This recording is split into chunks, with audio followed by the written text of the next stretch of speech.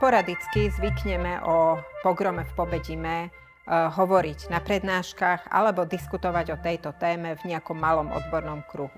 My sme sa spolu s doktorom Manom minulý rok dohodli, že asi by bolo príhodno vytvoriť v Pobedime nejakú spomienku na túto udalosť, tak, aby na ňu mohli spomínať aj Rómovia, aj nerómovia.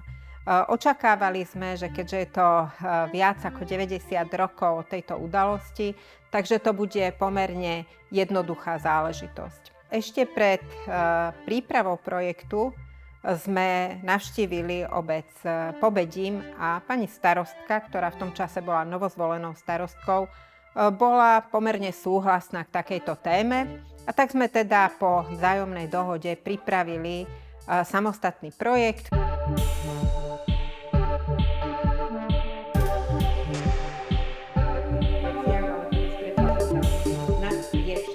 Myslím, že by sme to tak nemali nechať, že sa to len tak premočí a preto som to dostal medzi študentov, stiahol som takú komunitu takých mojich blízkych ľudí, ktorí viem, že majú dosť dobré srdce na to sa venovať aj takýmto ako minoritným témam a verím, že niečo perfektné urobíme. A takisto, že u tej majority polámeme všetky stereotypy a predsudky, ktoré proste máme.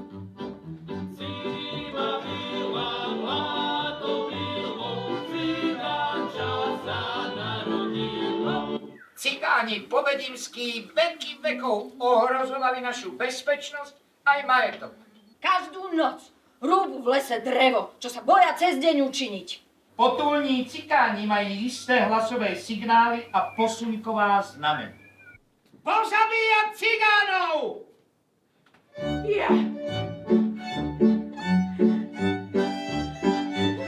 Po novom roku však do toho prišli dve skutočnosti.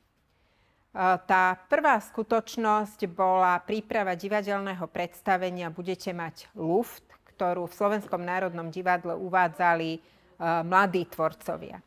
A pravdepodobne o tomto divadelnom predstavení sa dozvedeli aj v Pobedime. A to bol ten druhý moment, keď Pobedimčania asi vnímali toto divadelné predstavenie ako nejaké zrkadlo alebo do istej miery ako útok na ich obec a na ich predkov. A tam sa to nastavenie starostky, ale bohužiaľ aj obecného zastupiteľstva zlomilo.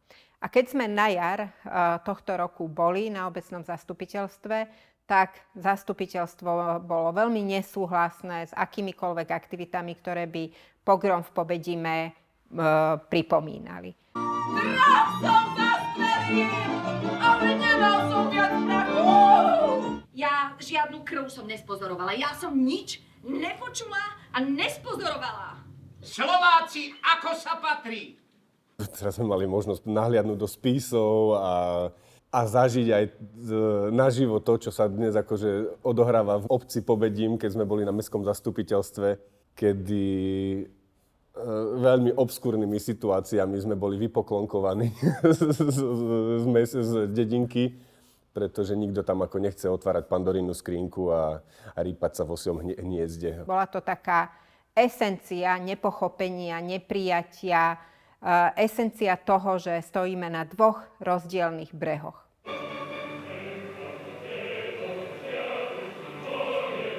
Celá tá atmosféra. Inak je to prvá opera podľa jednej divadelnej teoretičky, kde prvý raz Rómovia v opere spomínajú pozitívne. Súčasťou prípravy tohoto projektu, na ktorom sa podielali a podielajú študenti Slovenskej technickej univerzity, bola aj nejaká informácia o Rómoch, aby oni vedeli, že na čom vlastne idú pracovať. Takže to bol cyklus prednášok z dejín Rómov, rómskeho kováčstva. Súčasťou toho bolo aj zaujímavé vycestovanie do Boršic, kde pôsobí rómska kováčska rodina Rácovcov, kde videli Rómov, ako pracujú, ako vytvárajú umelecké diela a sami študenti si mali možnosť aj vyskúšať tú kováčskú prácu. Snažili sme sa pripraviť týchto študentov na to, aby vedeli, o čom celá práca je. Inak navštívili aj divadelné predstavenie v Slovenskom národnom divadle Budete mať luft, ktoré je na túto tému, aby získali taký nejaký objektívny obraz o celom tomto probléme, ku ktorému sa majú výtvarne vyjadriť.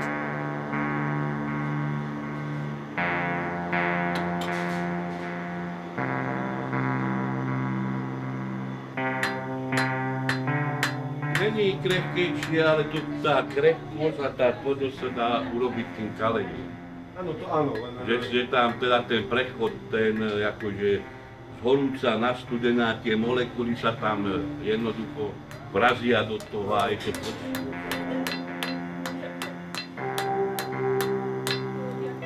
To, čo ma v tejto téme veľmi, veľmi potešilo, je prístup študentov. To, že sme na vysokej škole našli otvorených ľudí, ktorí sú ochotní o tej téme hovoriť, ktorí sú ochotní sa do tej témy ponoriť a človek cíti, že teda majú k tomu ten správny postoj. Že to vnímajú ako niečo, čo sa nemalo stať, ako niečo, na čo netreba zabudnúť. Vnímajú tie obete ako obete rasového násilia a napriek tomu, že je to ich dobrovoľnícka aktivita, tak v tom pokračujú, idú v tom ďalej a verím, že toto je akési to svetielko na konci tunela, že ak aj sme nepresvedčili Pobedimčanov, tak v tejto chvíli sme získali veľmi vzácnych spojencov a to je mladých vysokoškolákov.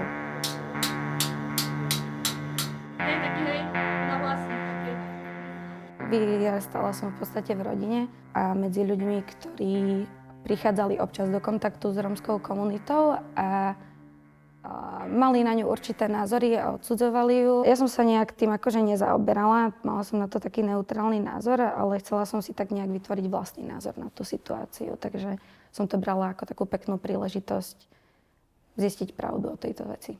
Som sa dozvedela, že rómski kováči, keď kuli reťaze, tie očká kuli takým veľmi špecifickým štýlom a vlastne z toho som nejak tvarovo vychádzala. Chcela som ako keby v tom projekte potom zachytiť moment, kde akurát ten bod zvaru je ako keby rozdelený. Čo by bolo takou metaforou, ktorá hovorí o tom, že nejaká pravda, ktorá bola uväznená v nejakom kruhu, v nejakom cyklickom bode, tak sa vlastne uvoľnila. A zároveň to tak reflektuje celú tú situáciu škaredu, ktorá sa stala v Pobedime, že tí ľudia sa tam odtrhli z reťaze a že sa celkom často a čím ďalej, tým viac stáva vo svete, že ľudia sa odtrhávajú z reťaze. V podstate, keď sa vytvorí dielo, tak to dielo trvá. Hej? A to dielo pripomína niečo. A to je, si myslím, veľmi, veľmi dôležité. Lebo už sme si určite všimli, že spoločnosť veľmi rýchlo zabúda. A tam som začal rozmýšľať nad stvárnením dievčatka, ktoré tam vlastne bolo zavraždené, ako bere tomu veľkému chlapovi proste nejaký ten nástroj, ktorý každý vtedy mal. Rozmýšľal som nad detailom, dať mu hodinky, aby som vyjadril, že to boli ľudia, ktorí vlastne tiež majú rodinu a proste má hodinky, že tie hodinky vyjadrujú ako keby nejaký zmysel pre organizovanosť, zodpovednosť, že tiež to boli ľudia, ktorí vlastne nemuseli byť a priori zlí. Potom som išiel do väčších skíc, kde som rozmýšľal o tom, že ju dať možno v inom materiáli, farebnejšiu. Potom sme sa dostali k tomu, že možno to skúsiť bez tej postavy, že ona by vlastne nejakým spôsobom od zbrane sa snažila dať tie ruky preč. To prerastlo do zase, že vlastne ona ostala iba v zajatí ako keby takých rúk, ktoré je tam to gesto, že kedysi, alebo takéto známe gesto, že keď chceš niekomu proste ísť nabiť, tak robíš toto. Že to je také veľmi veľavravné gesto. A ona ako keby to gesto sa snaží zastaviť. Z toho vlastne vznikol tento finál. Tam je to gesto najviac, je to také taká horizontálna kompozícia, tam je to gesto zachytené v tom poslednom momente a ona ho zastavuje. Je to zaujímavé, že naozaj ten človek je schopný všelijakých zverstiev a v podstate mi to iba potvrdilo to, že vlastne že ľudia vedia byť veľmi dobrí, ale vedia byť aj veľmi zlí. Ja mám sama z jednej strany korene v tejto menšine, takže to bolo možno aj takým hlavným cieľom, prečo som sa prihlásila do tohto workshopu, sa trošku dozvedieť o tejto problematike viac a zároveň sa ponoriť možno do takej tej slovenskej zarytej nenávisti a pochopení, že prečo to tak je. So mňou dosť zarezonovalo to číslo obetí a zároveň aj vek tej najmladšej obete. A tak som vedela, že s týmto by som chcela pracovať, s touto informáciou. A zaujalo ma takisto to kováčstvo a ako takým hlavným výrobkom tohto remesla je ten kliniec. Takže ten som chcela abstrahovať do nejakej figurálnej formy v tomto počte 6, ktorých tých obetí vlastne bolo. Toto bolo vlastne také prvé návrhy pretavenia toho klinca ako objektu do figurálnej tvarovky. Teda pracovala som s číslom 6 a takisto kruhom, ktorý pramení aj z vlajky rómskej, kde je vyobrazené koleso. Takže nejaké takéto usporiadanie abstrahovaných klincov v ľudskej veľkosti. Takisto ten kontrast výšky v podstate detskej figúry a dospelého človeka. Myslím si, že umenie koľkokrát vie človeku nahovárať viac ako nejaké fakty racionálne. Takisto toho diváka viac si zasiahne, možno si to aj nadlhšie v sebe odnesie. A preto si myslím, že umenie je silnou súčasťou takéto reprodukcie nejakej udalosti a zároveň poukázania na ľudské vlastnosti a jeho neduhy.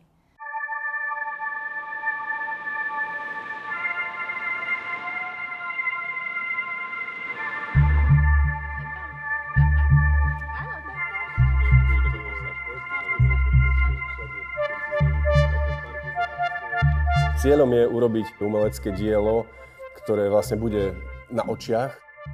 Momentálne hľadáme konkrétne umiestnenie. Či v Pobedime nás veľmi nechceli, oslovili sme krajský súd, oslovili sme židovskú komunitu pri synagóge, ktorú teraz rekonštruujú. Tam vzniká akože pekný park možno, nejaké miesto na umiestnenie sochy. Hľadali sme niečo, čo by logicky s touto udalosťou súviselo. Tá voľba padla na Krajský súd v Trenčíne, lebo v tejto budove sa odohrávalo odsúdenie tých 4 páchateľov, ktorí sa na pogrome podieľali. Bohužiaľ, ani tento priestor sa nám do tejto chvíle nepodarilo dotiahnuť tak, aby v tom priestore mohla byť nejaký pamätný objekt osadený.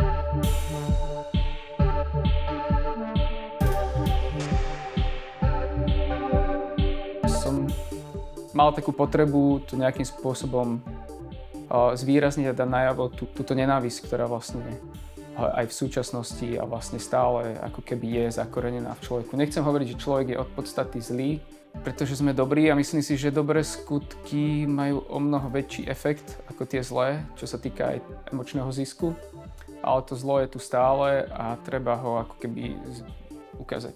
Súčasťou mojej tvorby v súčasnosti sú aj takí démoni alebo také bytosti ako zachytenie tých emócií a vlastne z toho som vychádzal, že toto tam chcem. Chcem, aby to bolo také ráv, aby to bolo stvárnenie tej zlosti v nejakých nehmatateľných bytostiach, ktoré vlastne sa dostávajú do toho fyzického sveta a snažia sa ním manipulovať. Tu nám vidíme vlastne takú bytosť, ktorá je ako keby kvázi v štádiu tých ľudí alebo tých najhlavnejších aktorov, ktorí boli obvinení vlastne z vraždy a z násilia a vlastne sú v splete tých démonov, ktorí predstavujú vlastne ako keby nejaké dravé beštie alebo nejakých vlkov a majú vlastne v rukách tie bodné zbranie, revolver a rôzne ďalšie, ktoré vlastne použili pri tom masakri.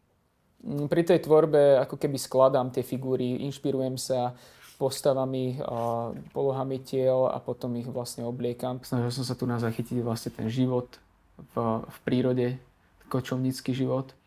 A nie v každej časti, ale napríklad tu naozaj vidíme tie kvázi ako keby represívne opatrenia v podobe akože toho zla alebo toho obmedzovania, že môže byť to dieťa odobraté.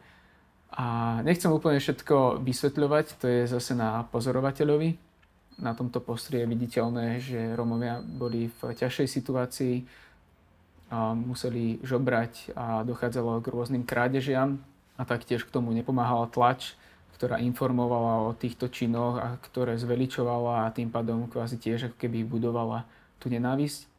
A tu je vlastne ten jeden z dvoch hlavných konfliktov, ktoré boli vlastne predzvesťou toho pogromu, pretože občania pravdepodobne podpalili vlastne stohy slamy a následne ďalší úkon bol, že boli postrelené 4 ženy, ktoré boli krivo obvinené z krádeže na poli.